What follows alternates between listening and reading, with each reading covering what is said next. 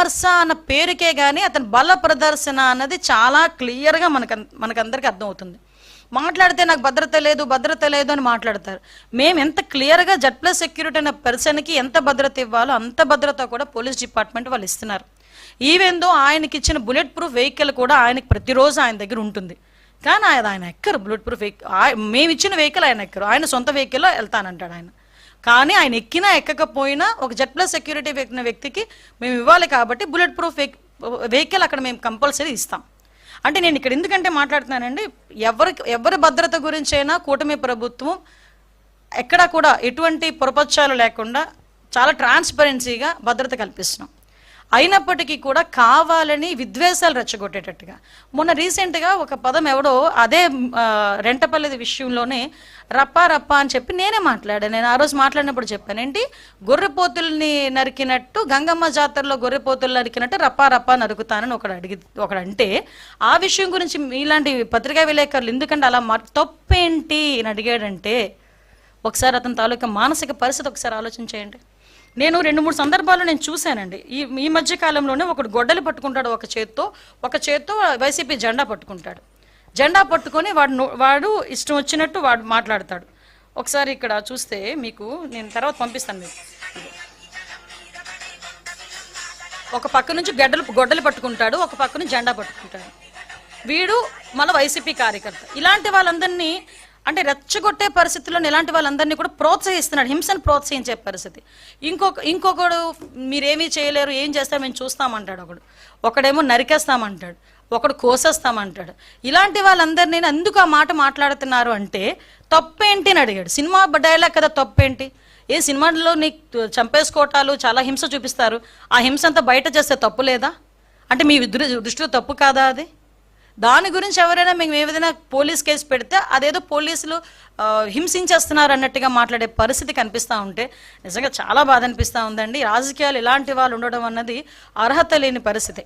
అంటే ఇలాంటి రేపు పొద్దున్న 2029లో మేము వస్తాము, ఇలాంటి హింసను ప్రేరేపిస్తామని ఇండైరెక్ట్గా సమాజానికి చెప్పే పరిస్థితి ఈరోజు జగన్మోహన్ రెడ్డికి ఉంది అంటే ఒక్కసారి రాష్ట్ర ప్రజలందరూ కూడా ఒక్కసారి ఆలోచించుకోవాల్సిన అవసరం కూడా ఉంది. దయచేసి నేను ఒకటే చెప్తున్నా, నేను మళ్ళీ చెప్తున్నానండి. ఈరోజు మేము ఇంకొక విషయం చెప్పాలండి, మీరైనా మేమైనా ఎవరైనా రోడ్డు మీద వెళ్తుంటే పక్కన ఒక యాక్సిడెంట్ జరిగింది అనుకోండి, ఆటోమేటిక్గా దిగి వాళ్ళకి ఏం జరిగిందో చూసుకుని బాధ్యతాయుతమైన ప్రజాప్రతినిధులం కాబట్టి మేమైనా మీరైనా ప్రతి ఒక్క వ్యక్తికి కూడా బాధ్యత ఉంటుంది కాబట్టి దిగి అయ్యో ఏమైందని మీ చేతనంత సహాయం వీలైతే 100కి ఫోన్ చేస్తారు, లేకపోతే 108కి ఫోన్ చేస్తారు, లేకపోతే ఇంత మంచినీళ్ళు ఇస్తారు, లేకపోతే పక్కకి తీసుకెళ్ళి కూర్చోబెడతారు. ఈవెన్ మీకు ఎక్కడో ఒక వీడియో చూశాను, 2 వీలర్ మీద వెళ్తున్నావు, యాక్సిడెంట్ అయిన వ్యక్తిని పక్కన పెట్టి పోలీస్కి ఫోన్ చేసిన పరిస్థితి. అలాంటిది ఒక సొంత రీసెంట్గా చంద్రబాబు నాయుడు గారి కాన్వాయ్లో కూడా ఎవరొక యాక్సిడెంట్ అయితే బైక్ మీద పడిపోతే స్వయంగా ముఖ్యమంత్రి దిగి ఏమైందని కనుక్కొని వాళ్ళని హాస్పిటల్కి తీసుకెళ్ళిన పరిస్థితి. అదేవిధంగా మొన్న రీసెంట్గా నాదెండ్ల మనోహర్ గారు అదే పరిస్థితి. నేనైతే 2-3 సార్లు నా కాన్వాయ్ ఆపి నేను చూసుకున్న పరిస్థితి. సవితమ్మ అదేవిధంగా ఒక ఆపిన పరిస్థితి. ఎమ్మెల్యేలు అయితే కోకొల్లలు. నాకు తెలిసి మీరు వెళ్ళినా కూడా ఎక్కడైనా రోడ్ యాక్సిడెంట్ జరిగితే ఆగి ఎందుకు జరిగింది అనుకునే పరిస్థితి. అలాంటిది సొంత కార్యకర్త, నీ గురించి వచ్చిన కార్యకర్త నీ కారు కిందే పడి నలిగిపోతా ఉంటే పక్కకి ఇసిరేసి నీ కాన్వాయ్ వెళుతూ సెల్ఫీలు ఇచ్చుకుంటూ చేతులుపుకుంటూ వెళ్తున్నావంటే ఎంత నిర్దయ జగన్మోహన్ రెడ్డికి. మానవత్వం లేదన్న సంగతి చాలా క్లియర్గా అర్థమవుతుంది కదా. ఒక్కసారి మనం కూడా ఆలోచన చేసుకోవాల్సింది, ఇలాంటి నాయకులు సమాజంలో ఉండొచ్చా లేదా అనేది కూడా మన రాష్ట్ర ప్రజలు కూడా ఆలోచించుకోవాల్సిన అవసరం ఉంది.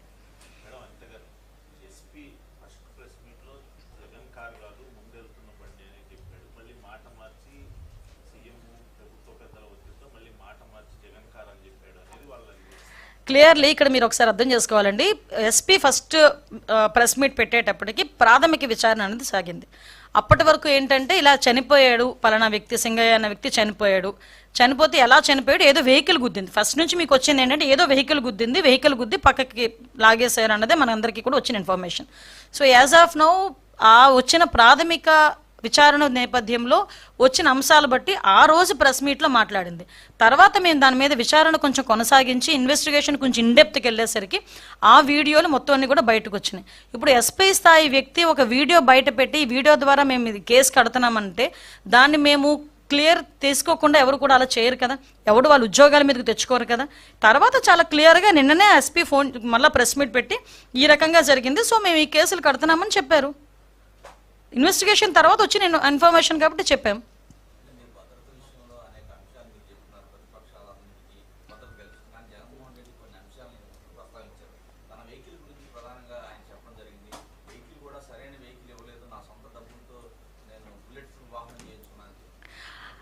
అండ్ వెహికల్స్ గురించి ఆయన మాట్లాడకూడదు, ఎందుకంటే లాస్ట్ 5 సంవత్సరాల్లోనే కూడా ఒక్క వెహికల్ కూడా కొనకుండా గడిపేశాడు. పోలీస్ వ్యవస్థను ఎంత నిర్వీర్యం చేశారో మనందరికీ తెలుసు. కానీ ఉన్న వెహికల్స్లోని కూడా ద బెస్ట్ వెహికల్నే ఆయనకి పంపించడం జరుగుతుంది. ప్రతిరోజు ఆయన ఇంటి దగ్గర మా బుల్లెట్ ప్రూఫ్ వాహనం, ఆ డ్రైవర్ కూడా పోలీస్ డిపార్ట్మెంట్కి సంబంధించిన డ్రైవర్ ఉంటాడు కంపల్సరీగా. జెడ్+ సెక్యూరిటీకి సంబంధించి ఏదైతే మేము చేయాలో అన్నీ కూడా మేము చేస్తాం.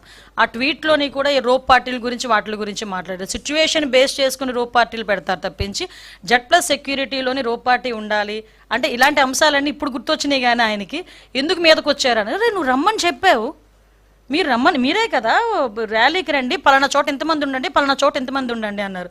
అక్కడ ఒక ప్రాణం పోయిందని తెలుసుకొని ఇంచుమించుగా నరసరావుపేట దాటిన తర్వాత పోలీసులు ఆంక్షలు విధించి కాసేపు మిగతా వెహికల్స్ని వెళ్లకుండా ఆపితే అంబటి రాంబాబు గారు ఎంత సీన్ క్రియేట్ చేశారండి అక్కడ. ఆ పక్కన స్టాపర్స్ని తీసి పడేసి, లాగి పడేసి, పోలీసులను తోసేసి, అది మీ నాయకుడి రక్షణ గురించే కదా మేము ఇక్కడ వీళ్ళందరినీ ఆపుతున్నాం. ఆల్రెడీ ఒక ప్రాణం పోయింది అక్కడ, 2 ప్రాణాలు పోయినాయి అక్కడ. కొంచెం ఆగండి, అతను వెళ్ళి పరామర్శించి ఆ విగ్రహం ఆవిష్కరణ చూసుకొని వెనక్కి వస్తారంటే ఒక్కరు వినలేదే. ఇక్కడే కాదండి, పొదిలిలో కూడా అదే పరిస్థితి, సత్యసాయి జిల్లాలో కూడా అదే పరిస్థితి. అంటే ఆయన ఏం చేస్తారంటే ఉన్మాదుల్లో ఉన్న వాళ్ళ కార్యకర్తలను రెచ్చగొడుతూ ఆయన మీదకు తీసుకొచ్చుకుంటున్నారు. ఈరోజు అతనికి బాధ్యత లేదా? ఈరోజు ప్రతిపక్షాల గురించి మాట్లాడతారు. ఆ రోజు మేము ప్రతిపక్షాలు ఉండేటప్పుడు ఏ రకంగా చేశారో ఆయనకి గుర్తు రాలేదా? ఆయనకి ఇందాక నేను ఏదో ట్వీట్ పెట్టారని చెప్పారు, మేము ఆంక్షలు విధించామా అని అడిగారంట. నిజంగా ఒకసారి జగన్మోహన్ రెడ్డి గారు ప్లీజ్, నేను ఇంతకన్నా గట్టిగా మాట్లాడలేకపోతున్నాను, ఎందుకంటే నాకు జాలనిపిస్తుంది మిమ్మల్ని చూస్తూ ఉంటే. ఆంక్షలు విధించామా అనే ముందు ఒక్కసారి లాస్ట్ 5 years జరిగిన సిచ్యువేషన్స్, చలో ఆత్మకూరు అని చెప్పి ఒకటి పెడితే సాక్షాత్తు చంద్రబాబు నాయుడు గారి ఇంటి గేటుకి తాడులు కట్టిన పరిస్థితి మీరు మర్చిపోయారా అండి? వైజాగ్ పర్యటనకి చంద్రబాబు నాయుడు గారు వెళ్తే ఎయిర్పోర్ట్లోనే చంద్రబాబు నాయుడు గారిని మమ్మల్ని అందరినీ ఆపేసి మీకు వైసీపీ కార్యకర్తల చేత నానా మాటలు మాట్లాడించి, నానా మాటలు దూషించి మమ్మల్ని అందరినీ కూడా ఎలా రోడ్డు మీద కూర్చోబెట్టారో మర్చిపోయారా అండి? ఇదే చంద్రబాబు నాయుడు గారు ప్రతిపక్ష నేత హోదాలో, ఆయన ఇప్పుడు ప్రతిపక్ష నేత. ఈరోజు మీరు కాదేమో, ప్రతిపక్ష హోదా లేదు మీకు, కానీ ఆయన ఆ రోజు ప్రతిపక్ష పార్టీ హోదాలో ఆ రోజు నాయకుడిగా తిరుపతి వెళ్తే, అదే తిరుపతి ఎయిర్పోర్ట్ నుంచి బయటికి కూడా రాకపోతే తిరుపతి విమానాశ్రయంలో ఆయన కూర్చొని ధర్నా చేసిన పరిస్థితి మీరు మర్చిపోయారా? లోకేష్ బాబు గారు పాదయాత్ర చేస్తే ఆయన పట్టుకున్న మైక్ని తీసుకెళ్ళిపోయారు, ఆయన నుంచున్న స్టూల్ని తీసుకెళ్ళిపోయారు, ఆయన గురించి ఏదైనా స్టేజ్ కడితే స్టేజ్ని ఇప్పేశారు. అంటే ఇవన్నీ మీరు ఎలా మర్చిపోయారు? అది కాక మా పార్టీ ఆఫీసుల మీద దాడులు, ఇవన్నీ మేము ఏదైనా కార్యక్రమానికి వెళ్తే మీరు ఇచ్చిన ఆంక్షలు ఇవి. ఒకవేళ కార్యక్రమం లేకుండా జగన్మోహన్ రెడ్డి గారు కనుక ఊర్లోకి వస్తున్నారు అనుకోండి, ఆటోమేటిక్గా మా ఇళ్ళ దగ్గరికి పోలీసులు వస్తారు. నేను చాలా సందర్భాల్లో ఆ రోజు అయ్యన్న పాత్ర గారిని అరెస్ట్ చేసినప్పుడు నేను ఆ ఇంటికి వెళ్తా ఉంటే దారిలో నన్ను ఆపాలని ఎంత ప్రయత్నం చేస్తే ఆఖరికి 2-wheeler మీద కూడా నేను వెళ్ళిన పరిస్థితి. అదేవిధంగా ఈ మైన్స్కి సంబంధించిన వాటి మీద మేము ధర్నా పెడితే ముందే హౌస్ అరెస్టులు చేసిన పరిస్థితి. 5 సంవత్సరాలు ప్రతిపక్షంలో ఉన్న ఏ నాయకుడు నేను రోడ్డు మీదకి రానిచ్చారా? రోడ్డు మీదకి రాకుండా ఉంటేనే 41A నోటీసులు మా అందరికీ కూడా. ఇప్పుడు నా మీద 23 కేసులు ఉన్నాయి. 23 కేసులు ఒకసారి తీసి చూడండి, ఏ కేసులో ఒకసారి మీకే తెలుస్తుంది. చాలా మంది మీద కేసులు ఉన్నాయి.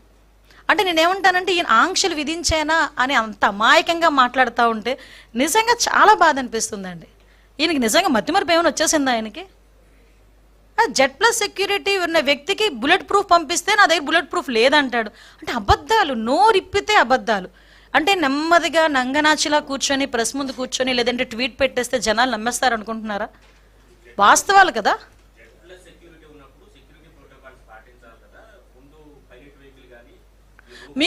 మీకు వీడియో పెడతానండి. ఆయన బయటకు వెళ్ళేటప్పుడు, ఆయన ఇంటి నుంచి బయటకు వచ్చేటప్పుడు, ట్వీట్లో అన్నారు, నేను అదే చెప్తున్నా, ఆయన ట్వీట్ పెట్టేటప్పుడు ట్వీట్లో అబద్ధాలు ఉంటాయి, ఆయన ప్రెస్ మీట్ కూర్చొని మాట్లాడేటప్పుడు అందులో అబద్ధాలు ఉంటాయి.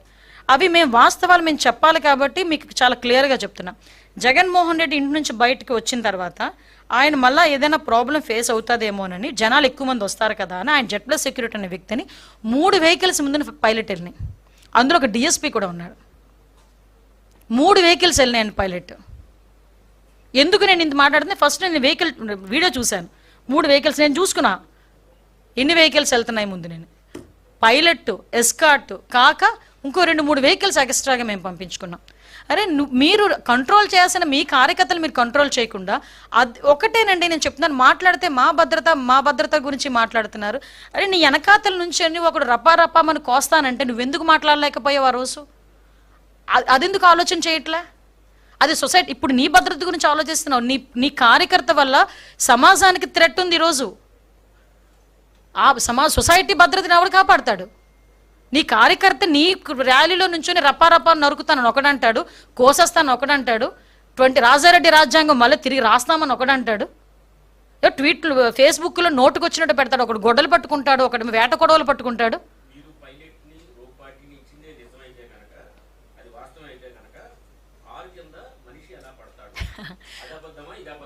కాదండి, ఇప్పుడు నిజంగా నేను ఒకటే అంటున్నాను. నేను ఈరోజు ఇప్పుడు ఇంటి దగ్గర నుంచి బయలుదేరాను. నాకు ఒక పైలట్, ఎస్కార్టు. ఎంతసేపు బయలుదేరుతాను? మీకు ఎందుకు ఫోన్ చేశాను? ఒక 10 నిమిషాల్లో నేను వచ్చేసాను. అంటే పలానా టైం నుంచి పలానా డిస్టెన్స్కి నేను రావడానికి ఒక 10 మినిట్స్ పడుతుంది కాబట్టి నేను అంత ఎగ్జాక్ట్గా చెప్పుకుంటున్నాను. దారిలో జనాలు అది వస్తే కనుక వాటిని క్లియర్ చేసుకుని రావడానికి కొంచెం టైం పడుతుంది. కానీ ఇతగాడు ఏం చేస్తున్నాడంటే జనాలందరినీ మా పోలీసులు ఎవరైనా గట్టిగా రోప్ పార్టీ పట్టుకుని ఆపారు అనుకోండి, పోలీసులు ఏంటది దాన్ని ఏమంటారు, ఏదో మమ్మల్ని ఇబ్బంది పెట్టేస్తున్నారు, పోలీసులు వైఖరి నశించాలి అని మాట్లాడతారు.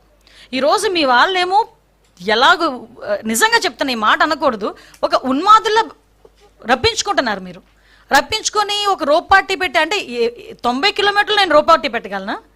ఊర్లోకి రాగానే అతను దిగితే రోప్ పార్టీ పెట్టగలరు ఎవరైనా? ఆయన దిగిన తర్వాత నడుచుకుంటూ వెళ్తే రోప్ పార్టీ పెట్టగలరు. నువ్వు వెహికల్తో వెళ్తుంటాను, హైవే మీద వెళ్తుంటాను, 90 కిలోమీటర్ల మీద వెళ్తుంటాను అంటే రోప్ పార్టీ పెట్టమంటే ఎలా అవుతుంది? నువ్వు 90 కిలోమీటర్ 80 నుంచి 90 కిలోమీటర్లు వెళ్ళడానికి నీకు ఎన్ని గంటలు పట్టింది? అంటే మీరు ఏ స్పీడ్లో వెళ్ళారో ఒకసారి ఆలోచించుకుంటున్నారా? ఒకసారి ఆలోచించాలి. మేము ఇవ్వాల్సిన భద్రత, మేము అవుట్ ఆఫ్ ద బాక్స్ అతనికి ఇవ్వాల్సిన భద్రత కన్నా మేము చెప్పిన దానికన్నా ఎక్స్ట్రానే మేము భద్రత ఇచ్చాం.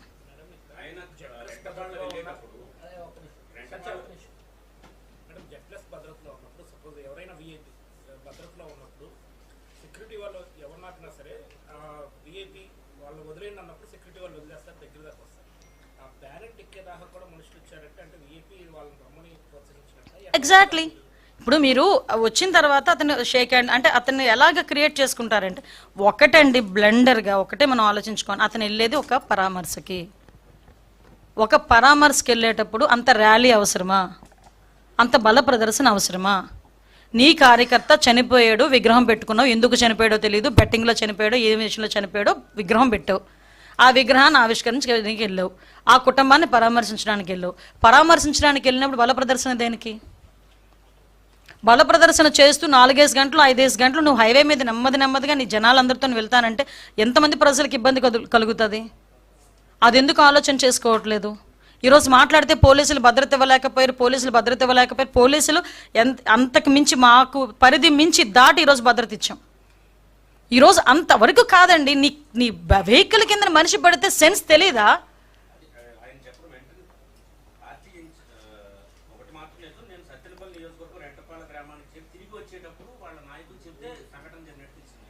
కాదండి, చిన్నది అడ్డు తగిలితేనే రాయి ఎక్కితేనే తెలుస్తుందండి. మేము వెహికల్స్లో తిరిగిన వాళ్ళమే. చిన్న రాయిగా మా టైర్ దాటి వెళ్తుంటేనే మాకు తెలుస్తుంది. అతను మూమెంట్ అక్కడ ఎవరో ఒకరు చెప్తున్నారు, మీరు వీడియో క్లియర్గా చూడండి, కిందన ఎవరో పడుతున్నారు అని చెప్తే తీసి లాగేశారు పక్కకి. చెప్తున్నారు కదా, అప్పుడైనా ఆపాలి కదా. 2 చనిపోతే కూడా దగ్గరికి వెళ్ళి చెవులో కూడా జగన్మోహన్ రెడ్డికి 2 చచ్చిపోయారని చెప్పలేని నాయకులు ఉన్నారా జగన్మోహన్ రెడ్డి చుట్టూను? ఏదో ఇన్సిడెంట్ జరిగితేనే సార్ ఇన్సిడెంట్ జరిగిందని జరిగిన వెంటనే వచ్చి చెవులో చెప్తారు. అటువంటిది ఒక వ్యక్తి చనిపోయిన తర్వాత, 2 వ్యక్తులు చనిపోయిన తర్వాత, నీ కార్యకర్తలు చనిపోయిన తర్వాత నీ చెవి దగ్గరకు వచ్చి కనీసం ఒక చెప్పే నాయకుడు కూడా నీ దగ్గర లేడా? రిటర్న్లో వచ్చినప్పుడు చెప్పారని చెప్తున్నావు. సిగ్గుండాలి ఆ మాట మాట్లాడడానికి. సారీ టు సే, ఆ మాట ఎలా చెప్పగలుగుతున్నాడు ఆయన? లోకం మొత్తం గొగ్గోలు పెట్టింది, చనిపోయాడంట అని. అతనికి తెలియదు. ఎస్,